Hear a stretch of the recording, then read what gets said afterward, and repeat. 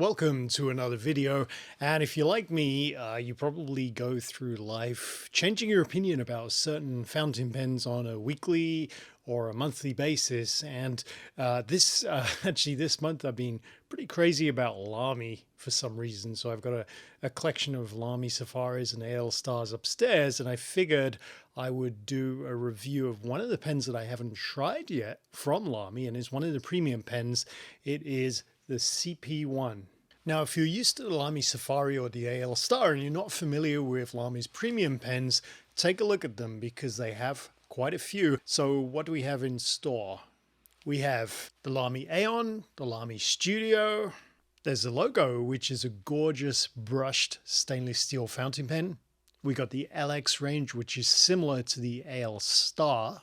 And of course, we got the CP1. The Scala, and of course the most iconic, which is the Lamy 2000. And Lamy comes out with special editions of each of their premium fountain pens from time to time. And with all of that being said, and with establishing that Lamy is not just about the Safari or the AL Star, let's take a look at the CP1. I'm quite excited to be looking at the CP1 today. I've been waiting a week to do that. And the CP1 comes in regular gift box that the other premium pens also do. And if we crack that open here, we get an instruction manual, and we get a Z27 converter. This is a little bit different to the regular converters that you get on Lamy Safari or the AL Star, some of the other pens. That's the Z28 converter. This is the Z27 converter. Okay, and we also get a regular blue ink cartridge, so the fitting is the same as the other Lamys. And we get the pen here. So let me move the box aside, and all of this gubbins as well, and we can take a look at the pen. Okay, the first thing you're going to notice about the pen is it's pretty sleek. Actually, it's a nice round cylindrical barrel, and it is a lacquered metal barrel as well. And I'm just going to compare it with this lovely blue AL Star here, and you can see there's quite a difference in the sizes of the pens. They're the same length, but this is a very slight pen indeed. So great if you have smaller hands. And it has also, I'll move that to one side, it has also this lovely clip here. Lamy are very good at putting very solid, nice looking clips on their pens. And also at the back of the pen here, you'll notice that it has kind of a spring-loaded mechanism here, so that when you take the cap off and you post it on the back of the pen, I don't know if you can hear that click, but it sort of locks it into place, which is really, really nice. And it makes a nice length pen there. Now, the nib itself is a regular Z50 nib. So if you did have another Lamy that you like the nib of, such as this Safari here, you could swap that out if you wanted to. And the way you do that is, and you may have seen it on some of the other videos, the Lamy nibs are sort of friction fitted onto the feet. So all you got to do is just literally grab hold of it and pull it off. Now, sometimes it's a little bit tricky to do that because they are friction fit, but if you use a little bit of sellotape across the nib, it gives you that little extra to pull on there, and the nib will just slide off. And all you do is you slide another nib on in its place, and it's a great mechanism.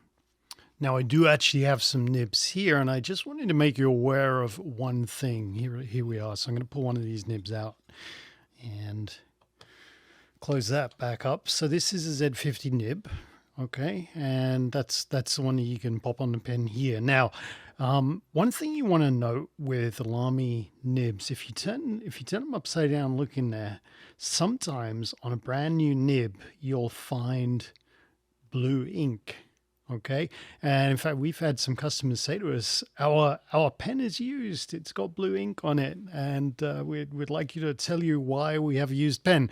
Well, the fact is that Lamy actually test all of their nibs with blue ink, and the residue there will be on a brand new nib, And it, for example, this one, you may not be able to see it on the camera, but I can see blue ink here.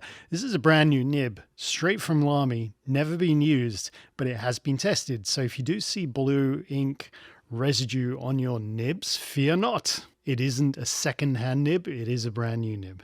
Now the cap of this pen is really cool as well. It's actually, if I can give that a tug, it's actually a snap cap. So it's not a screw in, it's just a snap, but it's really, really secure once you clip that on there. If you can hear, click, there it is. It's not coming off. And actually you got to give it quite a tug to get that off there anyway, for sure. But the other thing I wanted to note as well is that the grip is actually a resin grip as well, and it gives you a nice, comfortable feel when you're holding the pen. So we got a metal body, metal lacquered body, and a resin grip.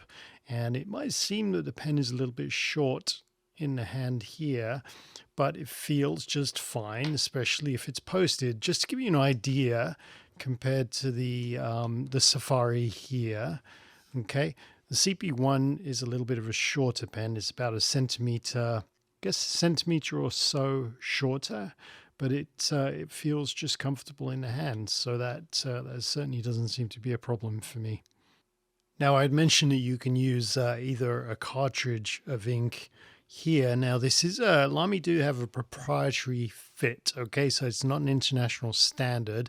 You would have to purchase Lamy specific cartridges here, but you also have the option of using a converter as well. And this little black one on this side here, this is a converter which comes with the CP1. This is a Z27 converter, and the one on the right hand side here is a Z28 converter, if I've got my my numbers the right way round. And the only difference with them is that the Z28 has a couple of little bobbles on the side here. I don't know if you can see those on the video, and the Z27 does not. And the reason for those bubbles is because if I crack open this Safari once again, it has some grooves in here in the nib section, so that you can simply guide the converter in and make sure that it fits well and it fits nicely. Now, you don't get that with the CP1.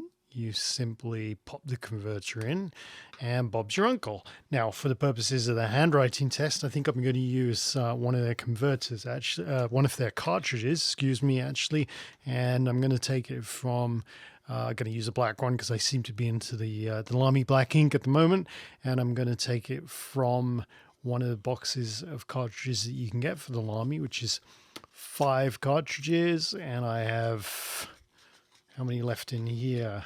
2 left, and that's the one I'm going to use for the writing test. Now, if you are curious how the converter fits in the pen, let's have a quick look here. Okay, there you go. There's the nib section, which we have here. And like I said, there's no guide like you have with the Safari. So you simply, there you go, friction fit the converter in there. And it's really it fits well, actually. I don't think there's any way that's going to come out. But as I mentioned, I was going to use a black ink cartridge, and I'm going to pop that on there. Now, as I push this on here, it should be a visible, audible crack as the seal is broken and the cartridge is on the nib section, and then we'll be good to write. Clunk. And that's not coming off either. We can just pop the barrel on there, screw it down, and we are good to go. Now, I absolutely love the sleek lines of the CP1 and the slender barrel, and I certainly love posting the cap as well. That spring mechanism is absolutely sensational. Question is, though, how does it write? And that's the important question we got to answer now.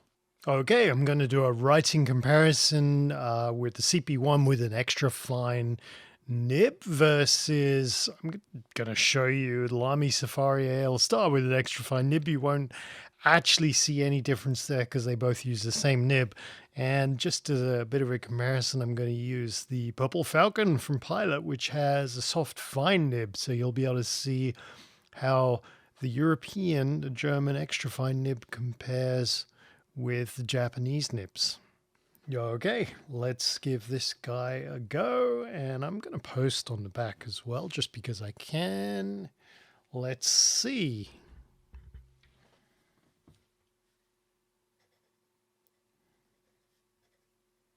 Yeah, lovely. Actually, feels super smooth, actually. Now, I'm not going to lie, some people find Lamy nibs are a little bit variable. Some nibs are very, very smooth and work really well, and some people find that that some nibs don't come out of the factory quite as good.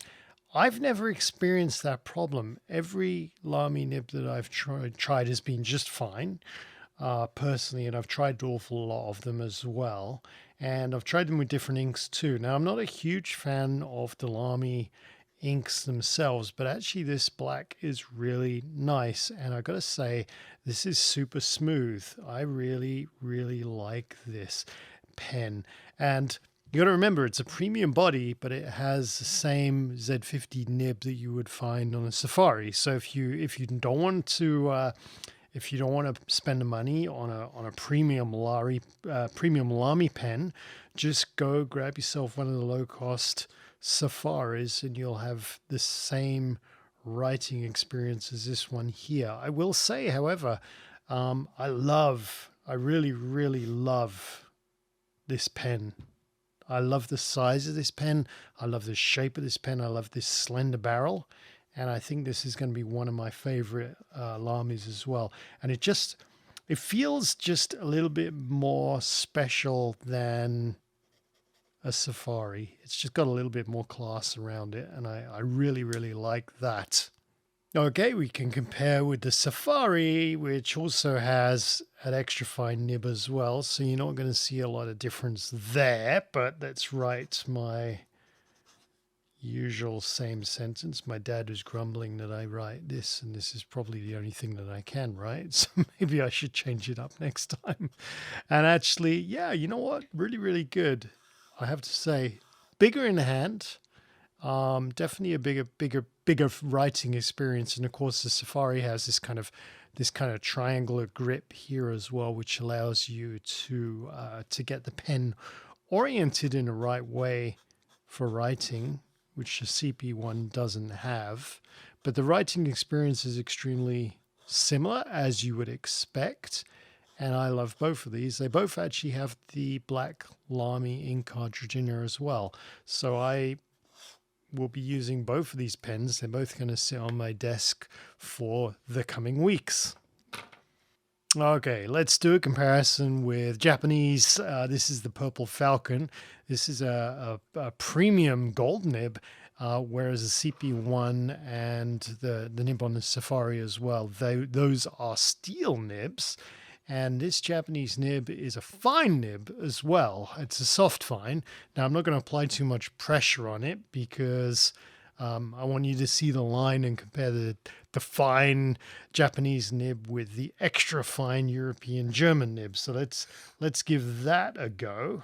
And I can tell you straight away, I just did that. I can tell you this gold nib, it's a way more expensive pen, is a lot smoother actually in the Lamy experience. But that's fine. You would expect that with a gold nib. So let's give it a go. Oops, can't spell. Love this. Oh, wow, love this. And as you can tell, the Japanese fine nib, and this has a Pilot ink in it with a Pilot pen. The Japanese fine nib looks very, very similar in width to the German extra fine of the Lamy. I mean, they look, to me, like if I put them side by side, I wouldn't be able to tell which one was which.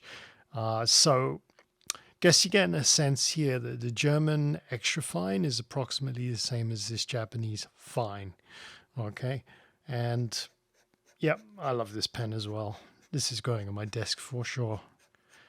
Oh wow. I would say, however, this is an expensive pen, this Pilot. So, you know, with the CP1, you've got a premium pen which is lower cost to the Falcon.